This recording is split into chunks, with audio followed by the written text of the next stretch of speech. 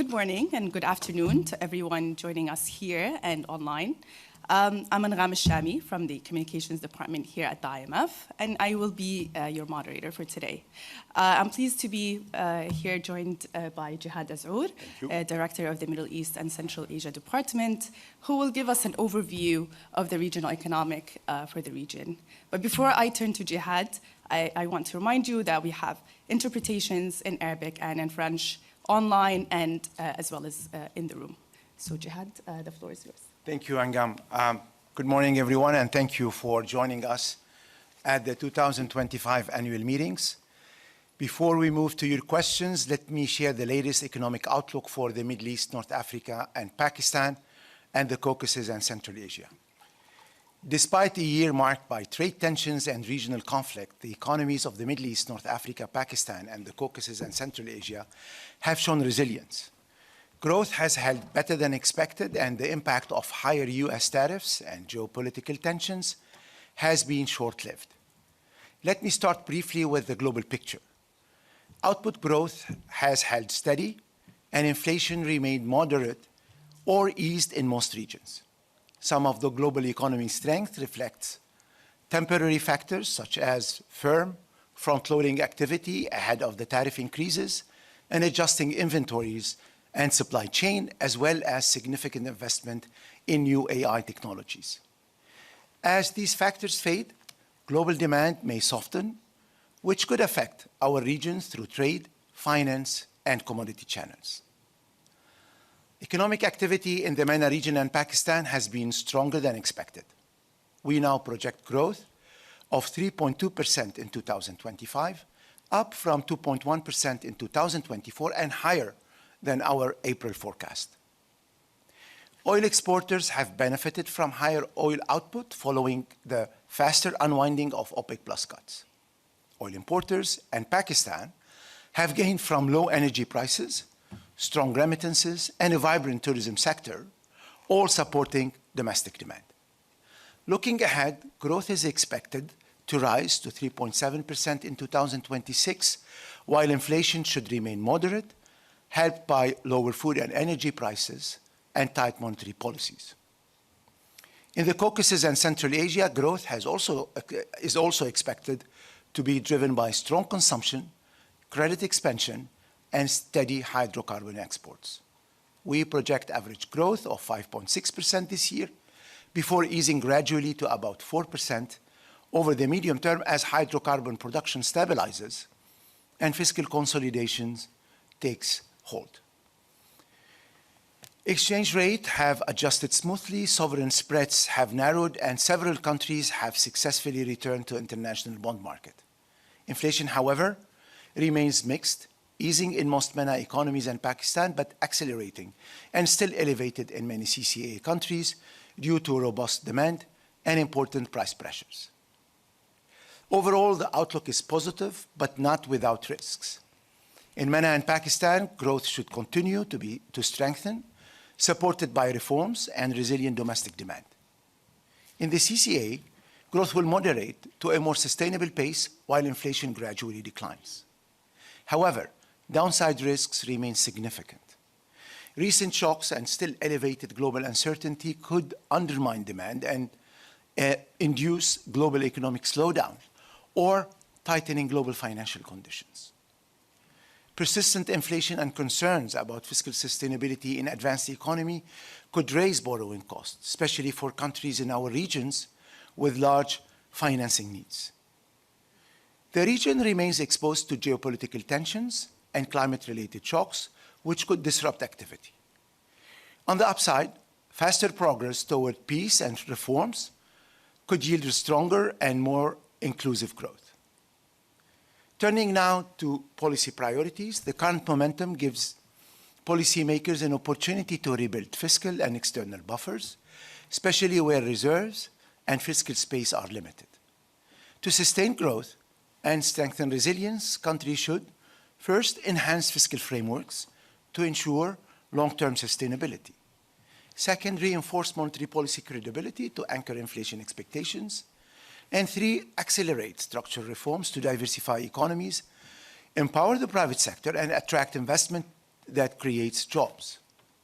In conflict-affected countries, priority must include rapid macroeconomic stabilization, rebuilding institutions, and securing external support to enable recovery. Beyond immediate risks, advancing reforms that could promote good governance, regional integration, and equal opportunity, especially for youth and women, will help transform today's resilience into a lasting prosperity. Let me also reaffirm the IMF's strong commitment to both regions. We continue to support our members through policy advice, financing, and capacity development. Since early 2020, the IMF has approved nearly $56 billion in financing for countries across MENAP and CCA.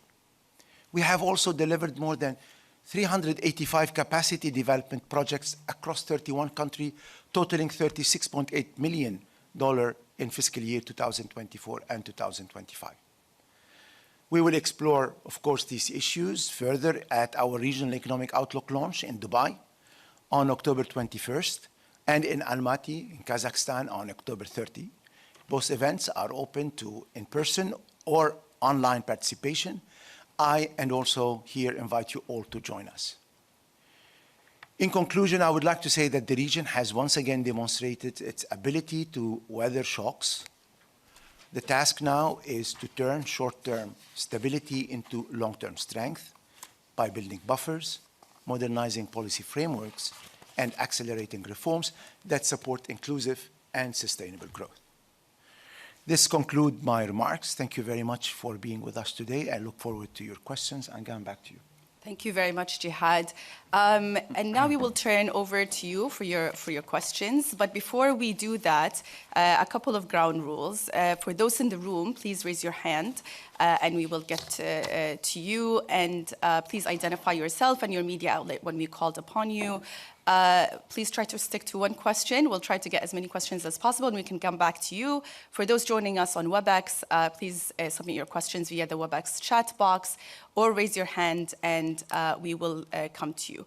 I will start with the room, but I'll actually start with regional questions. And in fact, we did receive one question online that I'll start with, and then I'll turn to the room if you have any additional questions, regional questions, and then we'll turn to country-specific issues. And the question that we got is from Mohammed Al-Sulami from Al-Akhbariya Saudi channel.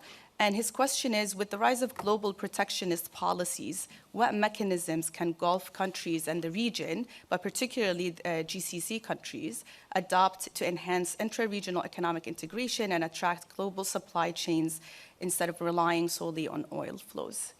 Any additional questions, regional questions on the region?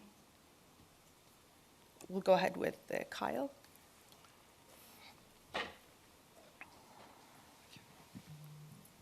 Good morning, Carl Fitzgerald with The National. Thank you for taking my question. My question's on the idea of debt in the GCC. Saudi Finance Minister Mohammed Al-Jadaan was speaking earlier this week, warning about rising global debt levels. So could you just give me a sense of what risks you see for the Gulf, namely the UAE, Saudi Arabia, and Bahrain, if there is turbulence in the U.S. bond market and a softening in oil prices? Thank you. Thank you, Kyle. Thank you very much. Let me address the first question that is related to trade.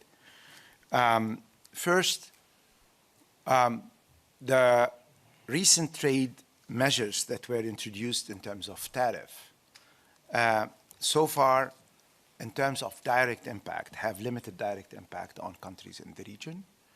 And this is due to various factors. The most important one is the limited trade relationship between the U.S. and most of the countries in the region. In addition, the tariff rates that finally were imposed were between 10 to 15%. An important part of the export, which is the oil and gas, are excluded from the tariff measures. Therefore, the first impact is limited because of the limited level of tariff and also the relatively limited trade volume between the region and the U.S. However, one has to be careful about the indirect trade impact that could materialize over time with the change in trade routes. Therefore, countries need to remain vigilant and use those developments in order to strengthen their capacity to be more attractive for trade, as well as also for diversifying their economies. And this is the second part of the questions. And here I think I would like to highlight two facts. One is over the last few years, countries in the Gulf have succeeded in gradually diversifying their economies and relying more on the non-oil sector. And over the last few years, the growth was mainly driven by those non-oil activities. The current landscape globally also provide, especially with the investment in AI and other fast-growing sector opportunities for countries in the region to accelerate their diversification and use some of those large investment in order to accelerate this economic transformation. Opportunities to build new trade routes, new connectivities are there, be it with neighboring countries or with new regional partners. And we have seen in the past few years more of those with other geographies like Africa, Central Asia, and recently also with Europe, with some trade agreements. The second question, your question, Carl, on the debt. Well, first of all, access to debt market has improved this year. And in terms of debt issuance, so far we have already exceeded the level of issuance that we had last year. The improvements in market conditions, the relatively, I would say, stable financial markets allow many of the regional countries to regain market access. The latest one was Kuwait with an issue of 11.5%. In the case of the GCC, most of those countries have buffers, and therefore accessing the market, it's a bit part of their asset liability management. And when market conditions are favorable, countries are benefiting from that. Of course, this is something that all countries need to deal with carefully by strengthening their institutions in terms of debt management, in terms of also liability management. What are the risks? Well, we know what the risks are. Most of the risks are related to the global trends in terms of demand and supply in terms of oil.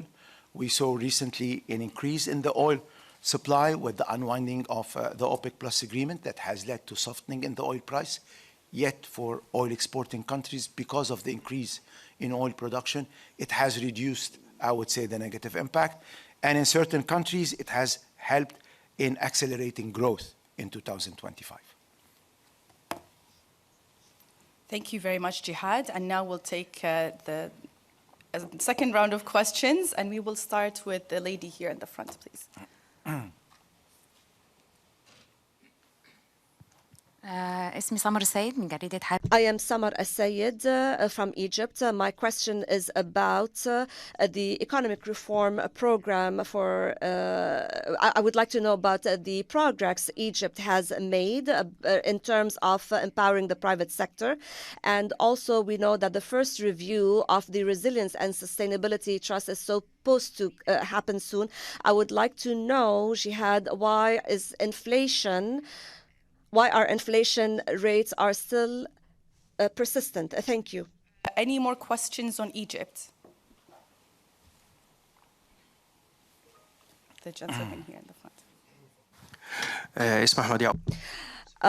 I am from Tahrir Saba in Egypt. I have a question about the peace deal in Gaza and its impact on the Middle East, North Africa region, and particularly on the Egyptian economy, and how does the fund see this will impact the macroeconomic indicators of Egypt. The second point is the programs related to economic reforms, especially the sub-programs in terms of the Resilience and Sustainability Trust programs and other programs from the EU. Are you thinking about extending the duration of the current program for Egypt that it has signed with the IMF in order to give a bigger space to carry out the reforms that are needed, especially that now we are in a phase that is impacting the Egyptian people? Thank you. Much. Any more questions on Egypt? And please try to keep it to one question.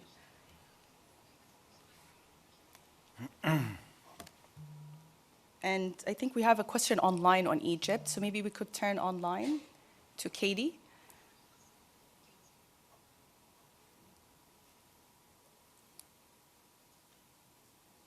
Katie, you are muted. Maybe you could unmute yourself. Sorry, thank you. Katie McMahon at Octus. I think my question was already asked in the room, which is if you're able to provide any update on the timing of the fifth and sixth reviews and what specific reforms, particularly on privatization, what progress you're looking to see from the Egyptian authorities in order to be able to approve those reviews. My second question is on Lebanon. I could ask it now or I could hold it. We'll come back to Lebanon. Thank you, Katie. Thank you. Over to you, Jihad. Okay. Maybe I can answer the first question in Arabic, and then I will take also what Katie asked. Concerning the economic situation in Egypt, the Egyptian economy has showed improvement, tangible improvement in the past 2 years since the program was implemented, the program that aims to improve the macroeconomic indicators. We saw inflation decline, and we hope that next year it will reach 11.8%. And this is a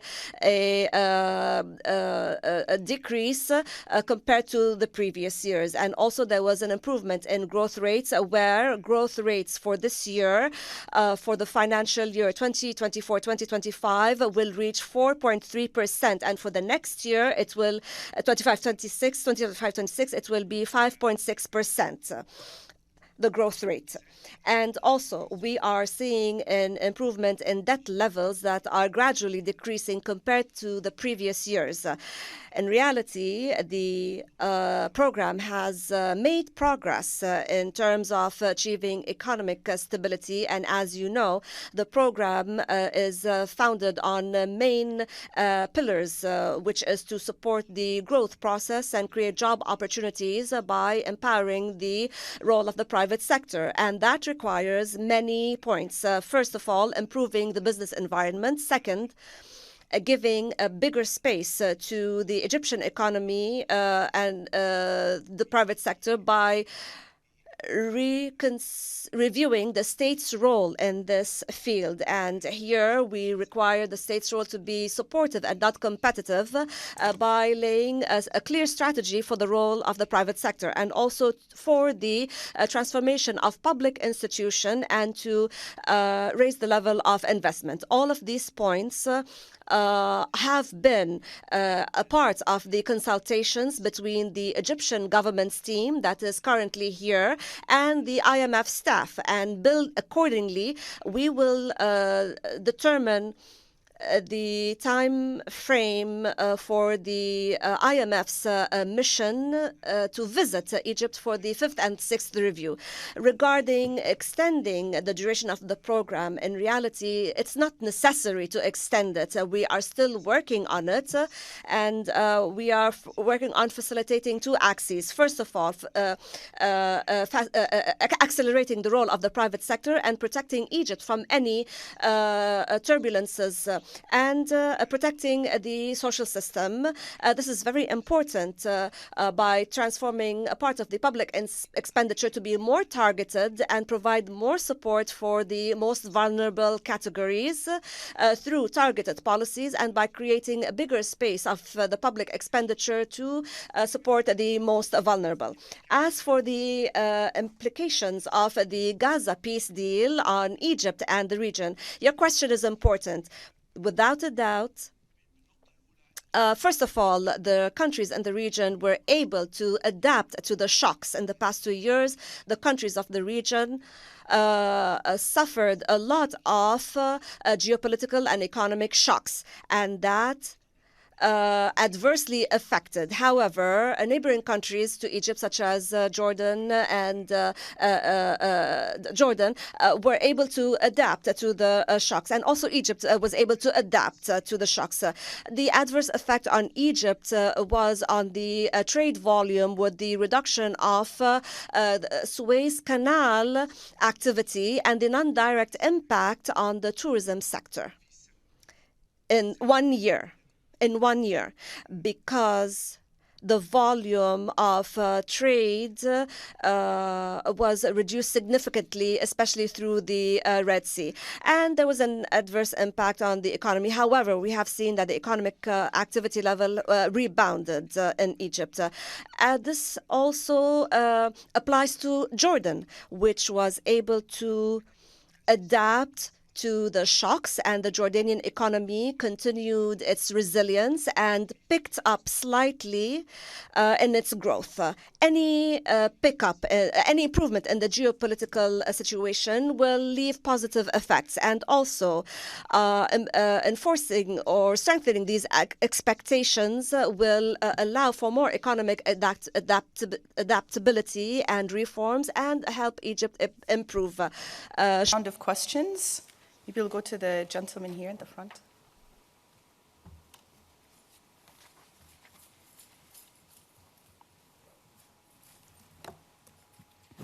Thank you. Thank you, Director. So my question is about Gaza. There are currently different estimates. What would it take to rebuild and reconstruct Gaza? So from the IMF standpoint, what is the most precise estimate about cost and about the time frame for reconstruction? And sticking to this topic, does the IMF have any plans whatsoever to take part directly, indirectly in providing or facilitating support for Gaza reconstruction? Thank you so much. Thank you, Igor. Any other questions on Gaza? Let's go to the lady in the front, please.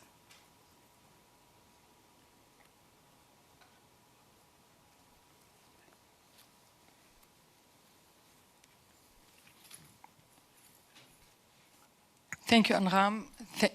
Thank you, Anram. Thank you, Dr. Jihad. It's Noor Ammashi from Al-Sharq. So it was a similar question on Gaza as the gentleman has laid it out, but given that the State of Palestine is not one of the 191 members, to what extent can a special program be put, just like the IMF has done previously with countries that have undergone catastrophes, whether natural disasters or other wars? That's my question on Gaza. And I have another question, but on Tunisia, if possible. Shall I give it now or later? I'll come back to you on Tunisia. All right, Yes, thanks. Thank you very much, Noor. We'll have one more question maybe on Gaza. The gentleman here, please. سؤالي عن غزة بريطانيا. Britain held a reconstruction conference and invited a number of investors. Egypt also called for an international reconstruction conference. Will the IMF have any role in these conferences? Was the IMF invited, even as an advisor? These conferences, what will the IMF do about them? Thank you. The topic, we'll turn to Dua on this. Good morning, everyone. Hello, Jihad. Good morning, Dua. Good afternoon. Thank you. Good afternoon. Thank you, Amran, for taking my question. I have just one question on the oil importers. You have just said, Jihad, that tourism and remittances boost the demand in the region. So could you please elaborate more on such topic? Because we wanted to know the impact of such a situation on the growth in the oil importers, including Egypt. Thank you. Thank you. We'll turn to you. Thank you very much. I will start with the first set of questions on Gaza. Of course, we strongly welcome the announcement of an agreement to secure a ceasefire. The conflict has inflicted a heavy human toll and caused significant economic damage to the most directly affected areas. To answer the first question, the sequence usually in those cases is first assess the damage and identify what are the emergency needs. And those are parts of them activities that are done usually by UN agencies and the World Bank, who are currently assessing the level of damages the immediate needs and the recovery needs. The fund, contributes in the international coordination framework that exists in the international community within the context of our mandate. As you know, we provide technical assistance. We also provide policy advice, and we are part of the framework of the ad hoc liaison committee that has been established back in 1994. We look forward to see how the numbers will, coming from this assessment, and what are the views of our sister institutions, the World Bank, as well as also the UN agencies on that. On the question regarding conferences, we are not aware yet, but we have been regularly participating in the various events that yearly take place in the context of the UN General Assembly meetings, as well as also the other forums. As per the question on the non-oil economies, the oil importing economies, 2025 main driver for growth was improvement in certain sectors like tourism, strong remittances, thanks also to the good performance in the oil exporting countries and the performance of certain number of sectors that are country specific, like agriculture in certain number of countries, or tourism. Countries also during the year 2025 kept their effort to maintain inflation under control, which was successful in most of the countries, and also to make sure that fiscal situation also remained tight, especially for countries who have a high level of debt and they need to maintain and to preserve macroeconomic stabilization.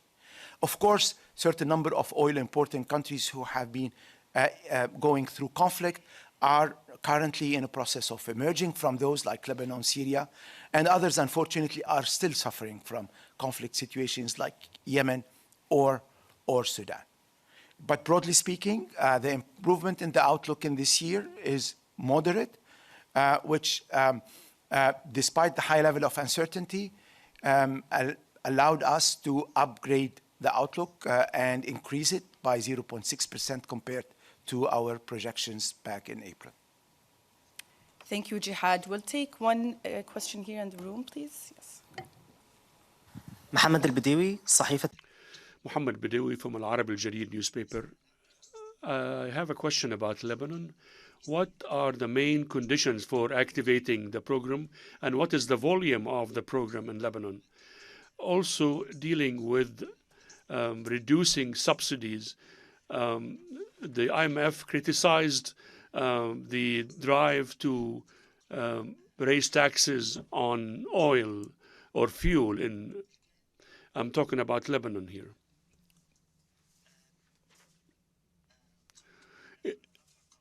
Is the removing the Bank Secrecy Act in Lebanon a good step? The gentleman here in the front, please. Ian Talley, Blood Muddy Media, based on the idea that illicit finance is a key contributor to political instability. And on that note, Lebanon is full of cash right now. It's a cash economy where there is no oversight, and there is a great debt to be repaid. And I'm wondering if requiring the Bank of Lebanon to sell its gold reserves would sort of exacerbate the mistrust that creditors have, or depositors have, sort of perpetuating the cash economy, and also the non-repayment of debt by the government to the Bank of Lebanon. Would that not also fuel mistrust within the depositors? So again, fueling the cash economy, and then keeping out of the sort of fiscal sort of income all of the money that's in the cash economy that's not going to the Fiscal Affairs Department. Thank you. Thank you very much. One more question on Lebanon. صباح الخير. Good morning. I'm from Al Jadid channel. In addition to the cash economy,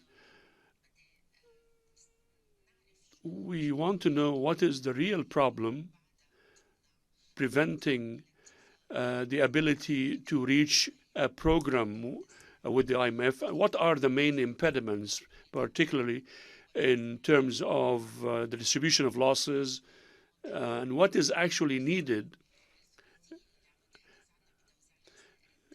in terms of the state, the Bank of Lebanon, and what is your position on this issue? Already took a few questions. Katie, online, please.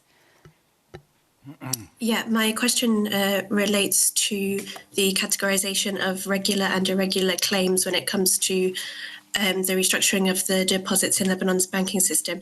How does the IMF define irregular claims? Do you have any sense of how large those irregular claims could be and how should they be handled?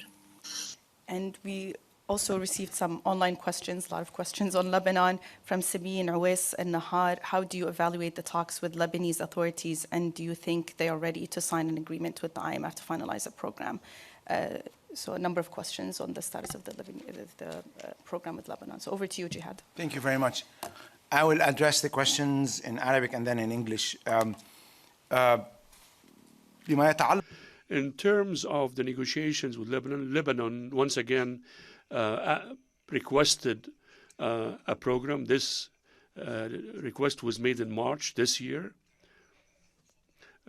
Talks between the Lebanese government and the IMF team started based on the program that was reached as an interim agreement in 2022, which depended on certain aspects. First, the return to macroeconomic stability by addressing the debt issue, the banking sector, and also addressing the weak growth because of the high level of inflation.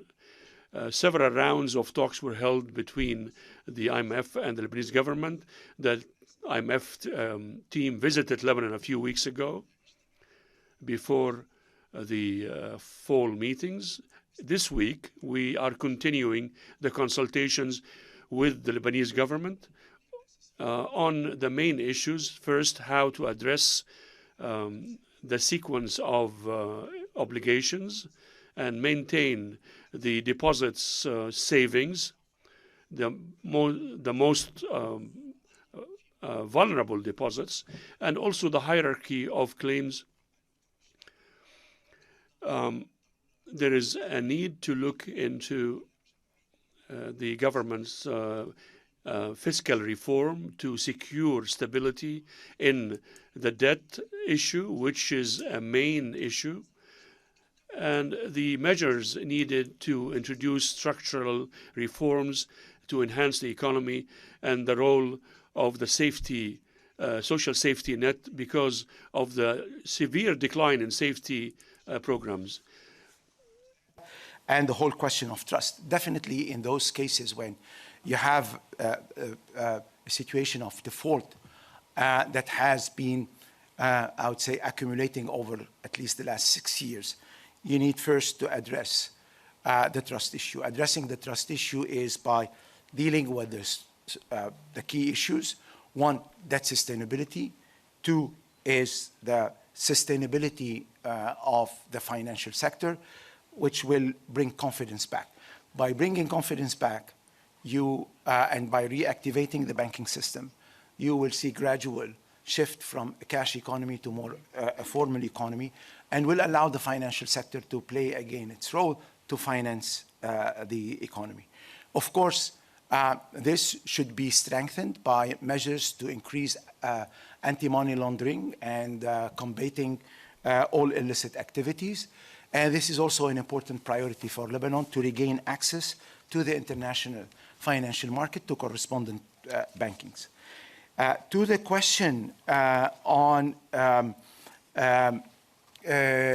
what are the key fiscal measures, there is a need for medium-term fiscal frameworks that address the unsustainable fiscal situation in order to provide an anchor to the debt and gradually work on reducing the debt, increase revenues, but in a broad base in order to reduce the burden on the low-income people, address the issue of inflation, which constitute one of the major challenge, the most unfair tax for low-income people. Therefore, the negotiation between the authorities and the team is ongoing, and then based on that, the team and the fund will update the media on the progress. Thank you, Jihad. We'll go to questions in the room, and the lady at the front here, please. Hello, my name is Tatiana Shvachova. I'm from Kyrgyz Republic, and I have two questions. First, how do the global challenges outlined in VIOA affected to Central Asian countries?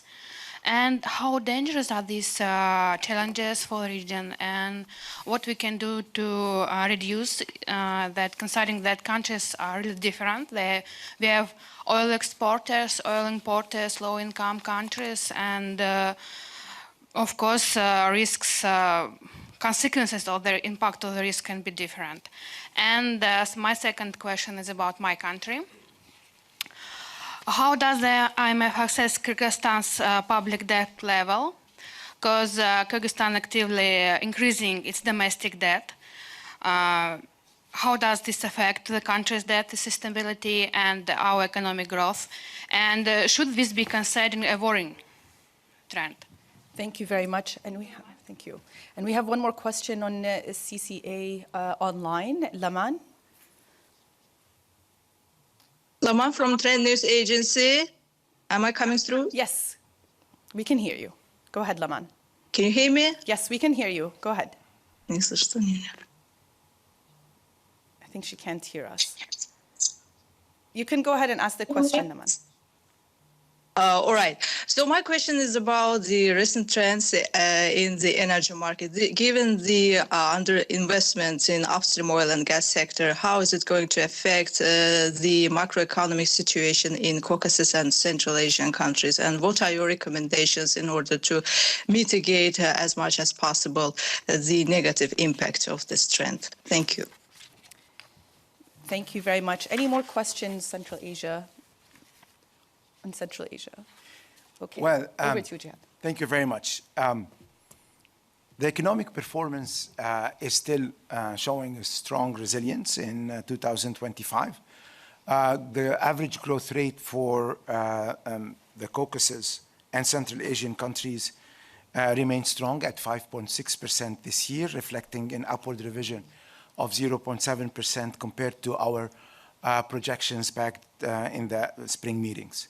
What explains this robust level of growth? One, you have a solid domestic demand that has also been compounded by a credit expansion and stable or stronger hydrocarbon exports. We expect that the growth will gradually slow down to a medium level of 4%. And this also, of course, is different between countries who have oil and gas and those who are oil importers. Inflation, on the other hand, has accelerated in most of the CCA countries, and this is due to some demand pressure and also some important inflation, especially from Russia. In certain countries, the reform of the electricity tariff also contributed to some of this inflation. Countries in the Caucasus and Central Asia have recently enjoyed relatively high level of growth and performed improvements in building intra-regional cooperation in certain number of projects, including infrastructure. And this brings me to your second question on the level of debt. Several infrastructure projects in rail, as in your country, or in electricity, are important for strengthening trade connectivity from east to west, from China to the various trade routes. And those are important opportunities also to increase connections and connectivity between CCA countries to increase trade and economic integration. Of course, those public investments will require financing, and in a certain number of cases will have an impact on that. We encourage countries to be vigilant, both in terms of strengthening their economic fundamentals, and also make sure that those long-term projects that will improve their assets are, on the other hand, well managed in terms of liabilities. And the increase in liabilities will remain under a certain level of debt that is sustainable. Of course, this also would require to have a certain number of reforms that will improve economic activity and improve the business environment, which will help a country like Kyrgyzstan that is currently benefiting from all these trades in goods and services to establish itself as a trade and logistics platform. Thank you, Jihad. And we'll go to 2 more questions online. We'll start with Mohammed Al-Lubani.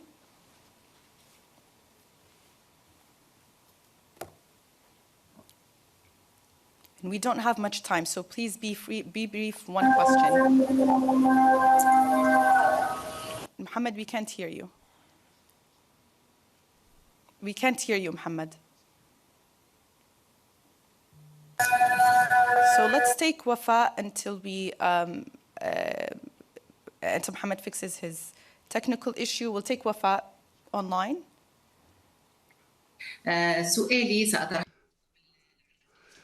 Question in Arabic.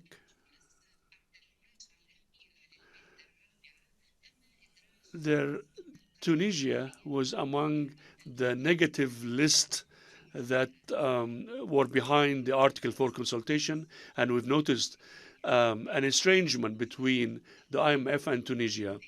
So my question, what has the IMF done for the next review of the Article 4 consultation on Tunisia? And is there any new development to continue the joint cooperation between Tunisia and the IMF? And more importantly, what is the IMF plan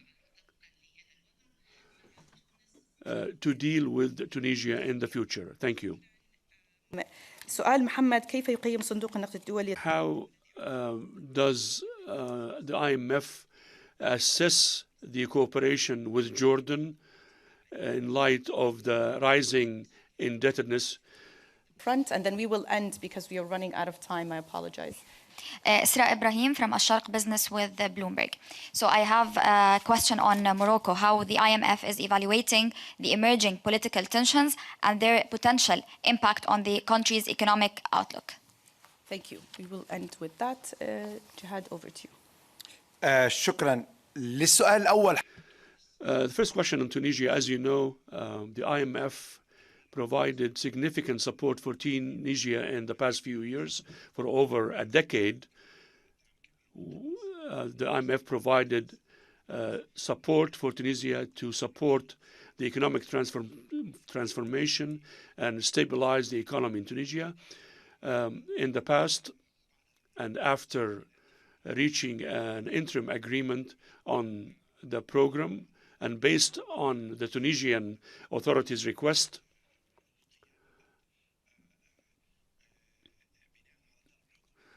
at the request of the Tunisian government, this program was not endorsed. As for the Article 4 consultations, these are consultations with all IMF member states. It's a commitment on every member state. In the past 3 years, Tunisia did not set a timetable for Article 4 consultations.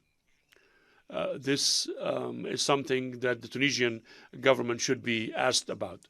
As for the IMF continues to stand beside Tunisia and provide support through consultation and technical assistance. As for the Moroccan economy, there's no question that the Moroccan economy has managed to raise the growth rates in the past 2 years. thanks to the improvement in the key sectors such as agriculture and production and exports. This contributed to raising the growth rates in Morocco to 4.5% in 2025 and reducing the levels of inflation. This comes after several years when the agriculture sector, because of the drought, was negatively impacted, which had a social impact. This means there's a need to continue the economic transformation, to create more jobs through different sectors, and strengthen the safety net through which the inclusiveness could be elevated and more opportunities could be given to the youth, women, and different rural areas. This was and remains part of the core of the cooperation with the IMF and Morocco. In the annual meetings in 2023 and thereafter, we had a meeting on these issues in order to enable the abilities of youth and women to perform better and to raise the level of safety net. This is something that most countries in the region needs. As for Jordan, Jordan has withstood many shocks in the past few years because of the geopolitical situation, which directly impacted tourism in particular. Jordan managed to maintain economic stability. We've seen a slight improvement in growth rates and continued reforms. This was a key part of the most recent revision that was conducted successfully in the past few weeks. That brings us to a close. If you have any questions that weren't able to answer, please send them to me or someone from our team. We will make sure to get back to you as soon as we can. As Jihad mentioned, we hope that you will join us in the launch of our Regional Economic Outlook report in Dubai on October 21st and in Almaty on October 30th. Thank you very much for joining us and see you next time. Thank you.